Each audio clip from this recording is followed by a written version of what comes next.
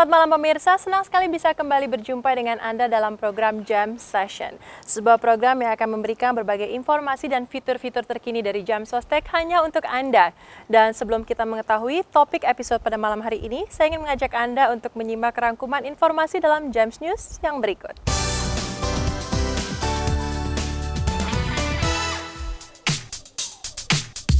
Pada hari Selasa tanggal 30 April 2013, PT Jam Sostek Persero Kantor Cabang Tanjung Perak, Surabaya menggelar aksi simpatik bersama Serikat Pekerja Seluruh Indonesia Cabang Surabaya di perempatan Jalan Kenjeran dan Gedung Cowek, Surabaya dalam rangka Bulan Cinta Jam Sostek. Acara ini dihadiri oleh Kepala Cabang Jam Sostek Tanjung Perak, Surabaya, Bapak Ainul Khalid SE beserta jajarannya. Aksi simpatik ini dilakukan dengan membagikan bunga mawar, selebaran, dan stiker dengan tujuan mensosialisasikan program-program dan manfaat Jam Sostek seperti jaminan kecelakaan kerja, jaminan pemeliharaan kesehatan, jaminan hari tua, serta jaminan kematian. Itulah tadi rangkuman informasi yang tergabung dalam Jams News hari ini. Dan pemirsa, pada malam hari ini Jam Session memiliki topik yaitu jaminan sosial bagi pekerja informal. Jaminan sosial bagi pekerja informal mempunyai arti dan peranan penting dalam pelaksanaan pembangunan nasional pada umumnya dan peningkatan produktivitas serta produksi secara khusus. Untuk itu perlu sekali diberikan perlindungan, pemeliharaan dan perawatan dengan cara menyelenggarakan jaminan sosial tidak hanya bagi para pekerja namun juga bagi keluarganya. Dan untuk membahas topik episode pada malam hari ini, saya langsung saja akan mengundang special host beserta bintang tamu kita, Bapak Elvin G. Masasya beserta Menteri BUMN Republik Indonesia, Bapak Dahlan Iskan.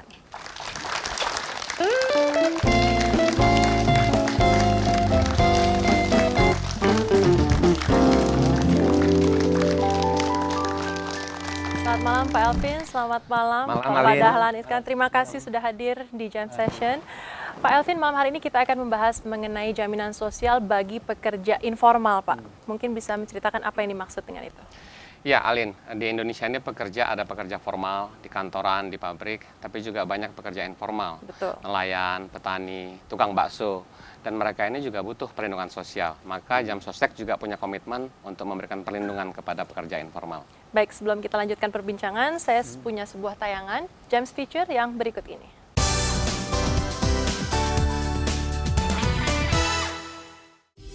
Para pekerja di sektor informal adalah para pekerja yang berpenghasilan tidak menentu dan tidak mempunyai majikan atau hubungan kerja formal. Pekerja sektor informal ini sebagian besar belum mendapatkan jaminan sosial. Padahal mereka ini adalah pekerja yang paling memerlukan perlindungan jaminan sosial. Contoh pekerja di sektor informal diantaranya pengusaha kecil, pedagang kaki lima, ataupun pelaku seni. Oleh karena itu, untuk meningkatkan jumlah kepesertaan jaminan sosial bagi tenaga kerja informal di Indonesia, PT Jam Sostek terus-menerus mensosialisasikan penyelenggaraan program jaminan sosial bagi tenaga kerja informal. Itulah tadi tayangan Jams Feature, dan boleh saya kembali bertanya ke Pak Elvin, kira-kira apa tanggapannya setelah melihat tayangan tersebut? Yaitu contoh profesi-profesi pekerja informal, Alin, yang saya kira mereka sangat butuh perlindungan sosial, mulai dari kecelakaan kerja, kemudian program jaminan kematian, dan juga jaminan kesehatan. Oleh karena itulah malam ini saya kedatangan tamu istimewa dan saya akan berbincang dengan beliau. Silakan. Selamat malam Pak Dahlan. Selamat malam. Sebaiknya saya yang lebih banyak bertanya. Bukan karena saya bekas wartawan.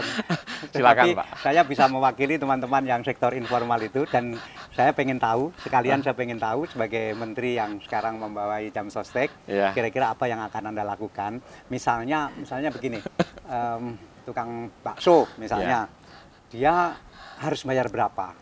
Kalau di sektor formal kan jelas gajinya berapa sehingga dia bayar sekian persen. Nah, kalau bakso pakai persentase juga enggak? Iya Pak, ini jadi terbalik yang jadi pertanyaan Pak Dahlan.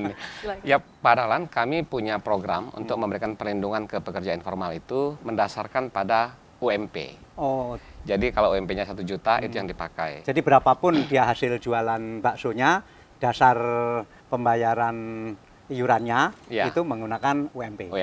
Jadi bagi pedagang yang hasilnya jauh lebih tinggi dari UMP, dia mestinya lebih senang ya? Lebih senang Pak, karena iurannya menjadi tetap sama murah gitu ya.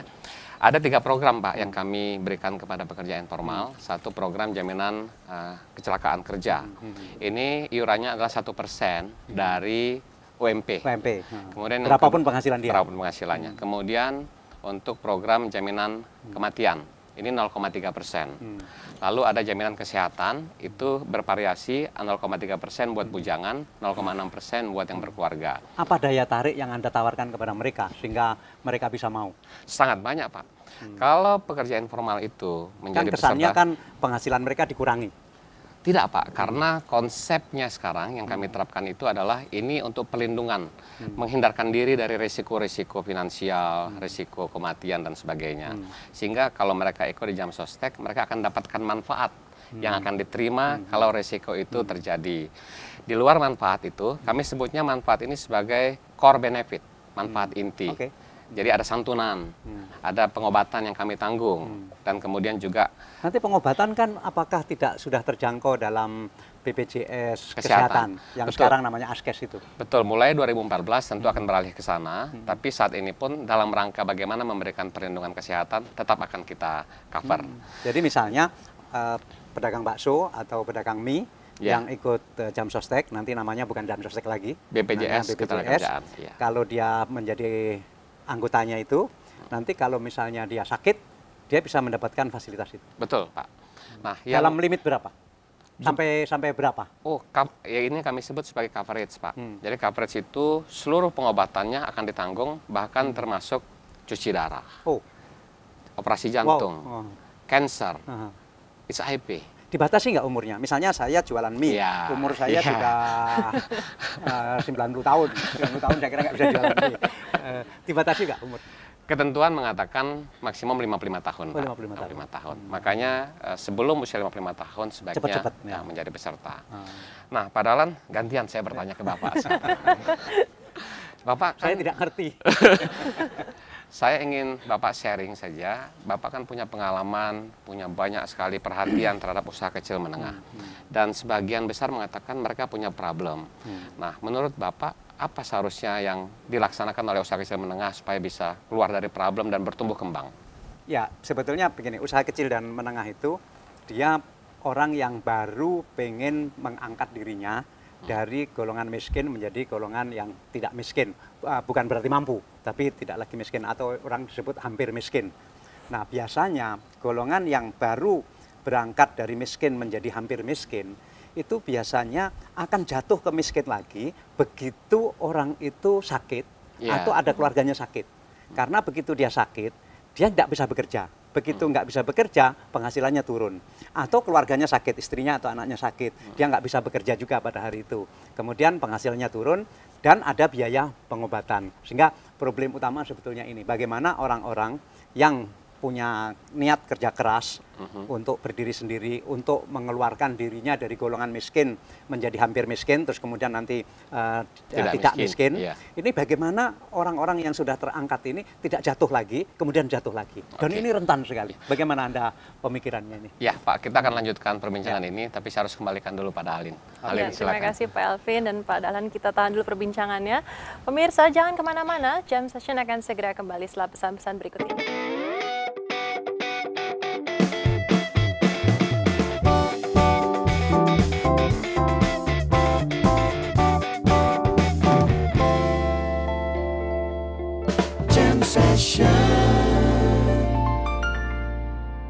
Pernahkah Anda memperoleh begitu banyak manfaat dalam hidup Anda? Meningkatnya kesejahteraan, adanya jaminan hari tua, jaminan kecelakaan kerja, jaminan kematian, jaminan pemeliharaan kesehatan, serta pinjaman uang muka perumahan dan rumah susun bagi pekerja. Untuk Anda, kami bertekad untuk menyelenggarakan jaminan sosial berkelas dunia. Jam Sostek, untuk hidup lebih berkualitas.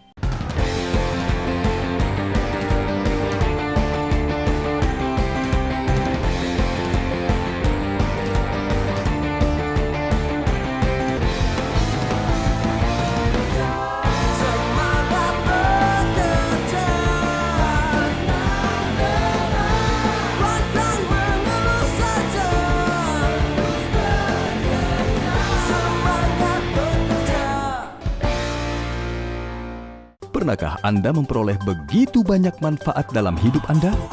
Meningkatnya kesejahteraan, adanya jaminan hari tua, jaminan kecelakaan kerja, jaminan kematian, jaminan pemeliharaan kesehatan, serta pinjaman uang muka perumahan dan rumah susun bagi pekerja. Untuk Anda, kami bertekad untuk menyelenggarakan jaminan sosial berkelas dunia. Jam Sostek, untuk hidup lebih berkualitas.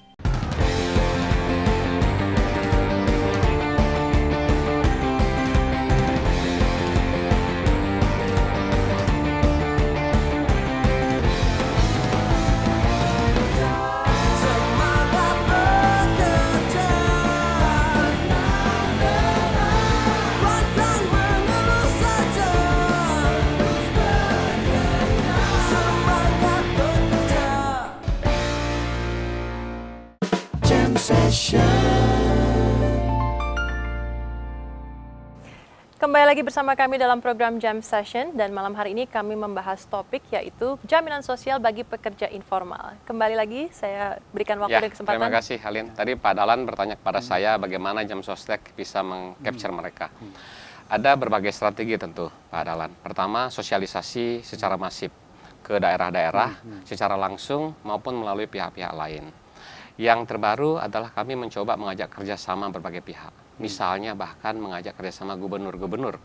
Bagaimana agar gubernur memberikan perlindungan kepada para pekerja informal ini dengan mengkonversi bansos menjadi jamsos misalnya. Jadi ada sebagian dari kewajiban itu yang ditanggung oleh pemerintah daerah. Ini salah satu yang kami sekarang sedang lakukan dengan berbagai kepala daerah.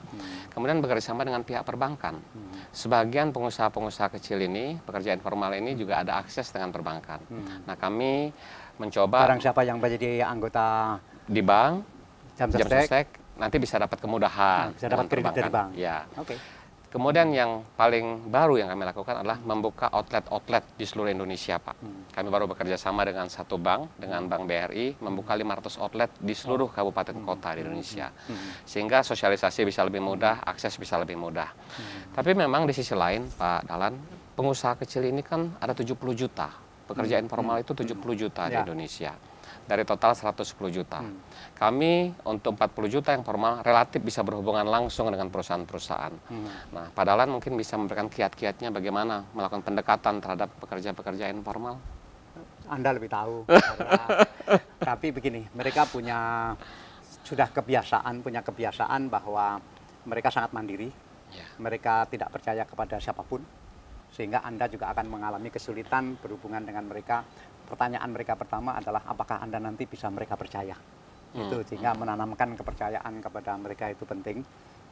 Dan nanti tawaran-tawaran yang diberikan kepada mereka, apakah kesehatan tadi, apakah bisa dapat kredit dari bank, apakah misalnya kemudahan kematian tadi, misalnya semua itu saya pikir Anda perlu melakukan penelitian kepada mereka, apa sebetulnya yang paling dibutuhkan.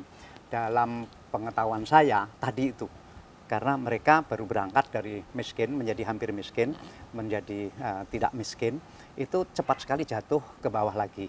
Nah, apa yang menyebabkan mereka jatuh? Itu umumnya adalah kesehatan. Ya, Pak. Sehingga kalau Anda bisa lebih fokus menawarkan ini, kemudian menyampaikan kepada mereka dalam sosialisasi, Pak, Bapak ini kan sekarang kerja keras, hasil Bapak kerja keras itu akan sia-sia kalau sampai ada keluarga Bapak yang sakit atau Bapak sendiri yang sakit. Nah, bagaimana sekarang kalau peristiwa seperti itu terjadi, Anda terprotek dari risiko itu dengan cara menjadi peserta Jam Sostek. Iya Pak, menarik.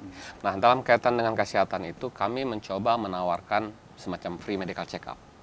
Jadi kalau menjadi peserta Jam Sostek, mereka setiap tahun sepanjang memenuhi kriteria boleh check up yang ditanggung oleh Jam Sostek. Tapi dan sebaiknya itu agak sederhana saja. Mungkin perlu juga yang melakukan medical check up itu, kalau perlu datanglah ke kios mie, ke kios. Kan yang penting kan yang dasar dulu, dasar-dasar misalnya tekanan darah, kemudian tes darah yang nanti bisa dibawa. Sekarang kan bisa ditaruh di tas, kemudian tes gula darah. Karena yang terbanyak kan sakit-sakit yang sebetulnya sudah diketahui sebelumnya. Yang lain Pak, Dahlan, menarik sebenarnya banyak sekali kalangan pekerja informal ini bekerja mungkin kurang hati-hati, bisa terjadi kecelakaan. Nah, kami mencoba mensosialisasikan pentingnya bekerja dengan baik untuk mencegah terjadinya kecelakaan. Ya, saya kira itu juga menarik. Dan ini disosialisasikan di berbagai daerah, bahkan kalau mereka jadi peserta jam sostek, Pak, setelah sekian tahun tidak mengalami kecelakaan, kita bisa kasihkan reward insentif tertentu. Cara lain adalah juga mencari, biasanya kan sektor informal itu berkelompok. Ya. Nah, karena mereka sudah berkelompok, dalam kelompok itu mereka memang bersaing, tetapi mereka juga bersatu. Misalnya bersatu kalau menghadapi bagian penertiban, dia masih bersatu. Bersatu kalau mau digusur, mereka bersatu. Nah, rasa bersatu ini bisa dimanfaatkan untuk menjadi kelompok. Nah, dalam kelompok inilah yang akan menjadi motor Anda nanti untuk sosialisasi lebih berikutnya lagi. Karena dalam kelompok itu pasti ada tokohnya. Begitu tokohnya Anda bisa yakinkan tokohnya, yang lainnya ikut. Saya kira itu juga jalan yang lebih baik. Ya, Pak, menarik. Pak, salah satu persoalan dari pekerja informal sebenarnya kan kemampuan untuk bisa mengiur secara terus-menerus. Dan kalau di tenaga kerja formal itu dibayarkan langsung oleh pemberi kerja, oleh perusahaan. Ini harus dikolek by individu-individu.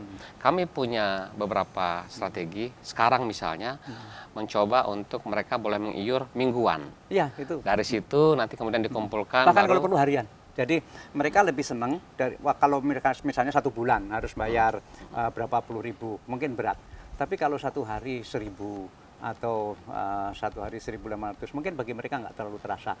Memang Anda dan tim Anda akan lebih capek karena lebih kerja keras, lebih rajin. Tetapi ya inti orang sukses kan ya memang capek dan rajin itu. Nggak ada orang sukses langsung, Pak, yang dengan tidur saja begitu. Padahal di Indonesia ini kita punya sekian banyak profesi.